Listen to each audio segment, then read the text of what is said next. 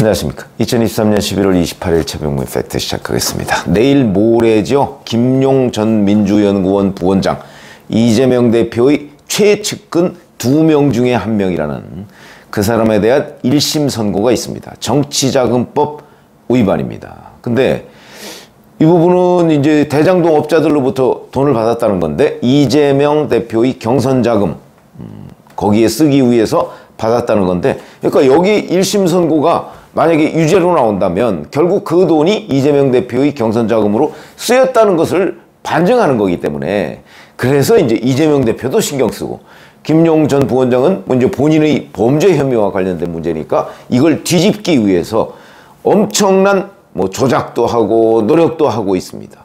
내일 모레인데, 그러다 보니까 검찰은 검찰대로 그거에 대한 반격을 하고 있고, 근데 문제는 이게 현금으로 간 거거든요. 그러니까 결국 관련자들의 증언, 그 다음에 정황, 그 다음에 예를 들어서 알리바이, 이런 거밖에 있을 수가 없는 거죠. 그걸 양쪽에서 다 제출하고 결국 판사가 판단을 하는 겁니다. 근데 이제 주로 검찰이 이게 증거다, 정황 증거다라고 제출하는 거에 대해서 이제 김용 측이 아니다, 그때는 어땠다, 딴 데 있었다, 이런 거를 이제 입증하는 거죠. 그 과정을 거의 1년 넘게 해왔습니다. 그런데 내일 모레 그 1차적인 판단이 나오는 거죠. 검찰에서 얘기하는 건 2021년 4월부터 8월까지 4차례에 걸쳐서 8억 4,700만 원을 받았다, 이런 거거든요. 그 중에 이제 김용 측이든 검찰이든 제일 신경 쓰는 부분이 첫 번째 받은 겁니다. 첫 번째. 요거만 깨면, 왜냐면 김용은 하나도 안 받았다고 주장을 하고 있으니까. 그게 2021년 5월 3일. 찾아보니까 월요일이거든요. 월요일 오후 6시. 이때쯤에 받았다고 날짜, 시간을 특정을 했습니다. 김용 측에서 1차 조작을 했는데 실패했죠. 그게 알리바이 조작인데, 이홍우 경기상권진흥원장, 이재명 경기도지사 시절에 경기상권진흥원장을 했던 사람입니다. 이 사람이 5월 3일 오후 3시부터 4시 50분까지 수원 컨벤션 센터에서 김용과 자기가 회의를 했다, 이렇게 주장을 했습니다. 재판에 나와가지고 휴대전화 그 일정표 같은 걸 보여줘가면서, 그러니까 재판장이 아 그래? 그러면 그거 제출할 수 있냐? 휴대전화 제출할 수 있냐? 이렇게 얘기했더니 제출할 수 있다.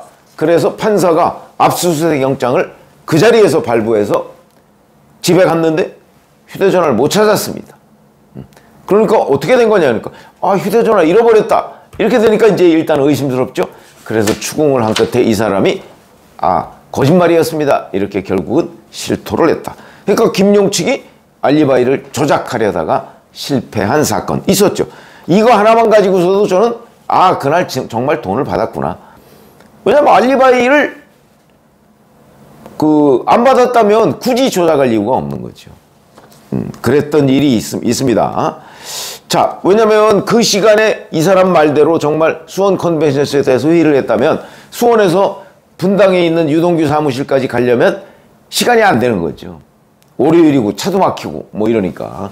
그래서 그걸 조작을 하려고 했던 것이다. 근데 이거에 대해서 이제 검찰이 이 알리바이를 또 깨는 증거를 여러 가지를 제출을 했습니다.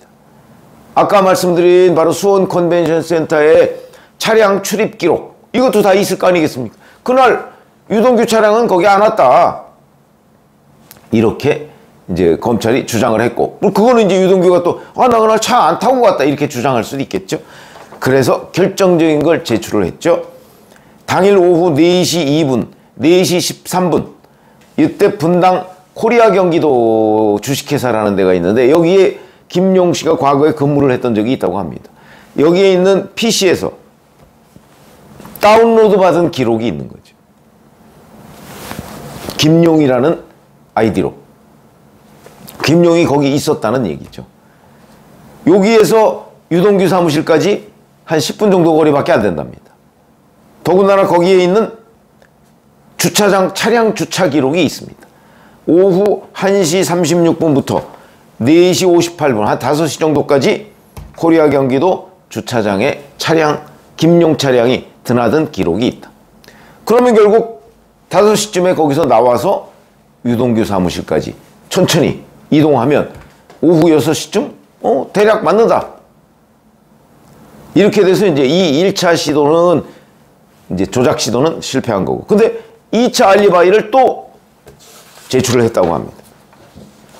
검찰이 정민용 변호사가 그날 유동규 사무실에 그 흡연실에 있었다고 하거든요. 근데 해가 쨍쨍했다 뭐 이렇게 증언을 하니까 이 부분에 관해서 김용 측 변호인이 아니 오후 6시는 낮이 아니고 저녁이다. 회의실과 인접 건물 사이의 간격, 위치 이걸 종합하면 정 변호사의 증언처럼 햇빛이 강하게 들이칠 수 없다. 그러니까 정 변호사의 증언이 조작된 거다. 잘못된 거다. 이런 식의 문제 제기를 하니까 검찰이 태양 방위각, 태양이 어디 그 시간이면 어디쯤 떠 있다. 고도 뭐 이런 거를 감안하면 충분히 해가 밝게 비칠 수 있다. 그러면서 2021년 5월 3일 오후 6시하고 똑같은 태양 방위각, 고도 여기에서 촬영한 유동규 사무실 그 유원홀딩스 아닙니까? 그 회의실 내부 사진을 제출을 했다고 합니다. 놀랍죠? 이런 것까지 정황 증거로 제출을 해야 되는 거죠. 해가 쨍쨍 찌지 않는다라고 주장을 했는데 만약에 정말 그날 뭐 일몰 시간이 일몰 후라든지 이러면 해가 쨍쨍 찔 수가 없죠. 그러면 진술의 신빙성이 의심을 받게 되는 겁니다. 이렇게 제출을 했다고 합니다. 그래서 제가 진짠가? 그래서 한번 찾아봤습니다. 2021년 5월 3일 일몰 시간을 찾아보는 게 있더군요. 옛날 거 찾아볼 수 있습니다. 어디서 찾아봤냐면 한국천문연구원 홈페이지에 가면 일몰 시각을 계산하는 방법도 있고 그걸 찾아볼 수도 있습니다. 그래서 2021년 5월 3일 일몰 시간, 일몰이 언제였느냐 하는 걸 찾아봤더니 오후 7시 22분입니다. 이때 일몰이 됐다. 그러면 6시면 무려 1시간 20분 전입니다. 해가 쨍쨍 비칠 수 있죠. 일몰 때도 그 해가 떨어질 때 일출 일몰 다 보셨지 않습니까? 해가 쨍쨍할 수 있다. 이게 여기서 입증이 되는 거죠. 그런 거고. 그 다음에 또 하나. 김용 측에서 그때 유동규 전 본부장의 그 알리바이를 또 들이밀었다고 합니다. 그건 뭐냐면 유동규 전 본부장이 그날 그 시간에 5시부터 저 골프 연습장 갔는데 이렇게 된 겁니다. 거기서 2시간 쳤는데 그러니까 유동규 전 본부장이 유원홀딩스 자기 사무실에 그 시간에 없었다. 이런 주장을 한 겁니다. 오후 4시 49분쯤부터 2시간 동안 골프 연습을 했다는 기록이 있다. 이렇게 얘기합니다. 그러면서 그렇게 되면 빨라야 7시쯤 들어왔을 텐데 그때 어떻게 해가 쨍쨍하냐? 또 이렇게 주장을 한 겁니다. 7시 22분에 일몰이 있었다고 그랬죠. 그러면 7시면 뭐 7시쯤이면 해가 쨍쨍 할 수도 있죠. 그 시간이라도. 그런데 검찰에서 제출한 거는 아니다. 당시 유동규 전 본부장이 2시간이 아니고 1시간만 골프 연습을 했다. 그리고서 6시쯤에 사무실에 들어왔다. 정민용 변호사의 기록이 있답니다. 그 부분에 관한. 이걸 또 제출을 했다. 이런 거죠. 자, 그러면 이런 양쪽의 주장을 놓고 이제 판사가 내일 모레 판단을 하는 거죠. 뭐 요새 뭐 판사의 그 선고에 대해서 워낙 불신이 많기 때문에 뭐 어떻다 뭐 우리가 단정적으로 얘기할 수는 없지만 적어도 1차 알리바이 조작에 실패했고 그 다음에 2차로 또 알리바이를 이런저런 뭐 문제를 제기했는데 그것도 사실이 아닌 걸로 보이고 뭐 이렇게 되면 결국 돈을 주었다는 사람의 진술 그 다음에 그걸 주는 장면을 보진 못했지만 그 뭐 옆 사무실에서 그거를 들고 나가는 장면을 목격했다는 정민용 변호사의 진술 그 다음에 이런저런 기록 그 다음에 김용 측의 반박이 다 사실과 어긋나는 것 뭐 이런 것들을 종합하면 돈을 안 받았다고 할 수가 없는 상황이 아닐까. 저는 그렇게 판단이 되는데, 그거야 뭐 이제 1심 선고를 한번 보고요. 이 1심 선고가 왜 중요하냐면 아까 말씀드렸듯이 바로 이재명 대표의 경선 자금, 그러니까 김용이 대장동 업자들로부터 돈을 받은 그 이유가 이재명 대표의 경선 자금으로 쓰기 위한 것이었기 때문에 이게 인정이 되면 결국은 대장동 업자들이 이재명 대표의 경선 자금을 도와줬다, 이게 되는 거고, 그러면 대장동 업자가 그걸 도와줄 이유가 없지 않습니까?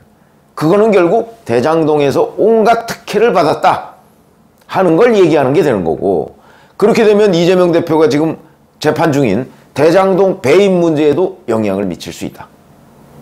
뿐만 아니고 뭐 수사가 김만배 씨가 아직 입을 다물고 있습니다만은 이른바 428억 저수지, 이 부분에 대한 수사도 앞으로 어떻게 진척되느냐에 따라서 좀 더 나아갈 수 있다. 이런 문제들이 있는 거죠. 그러니까 이재명 대표도 아마 엄청나게 이 문제에 신경을 쓰고 있을 것이고요. 이미 뭐 어떤 식으로든 아마 손을 쓰는 그런 상황이 있을 수도 있겠다. 그렇게 판단이 되는데, 여하튼 내일 모레 김용 선고가 어떻게 나오는지, 그거에 따라서 이재명 대표의 직접적인 어떤 운명을 가를 수 있는 건 아니지만 적어도 이 수혜자가 이재명 대표이기 때문에 굉장히 곤경에 처하게 될 가능성이 높다.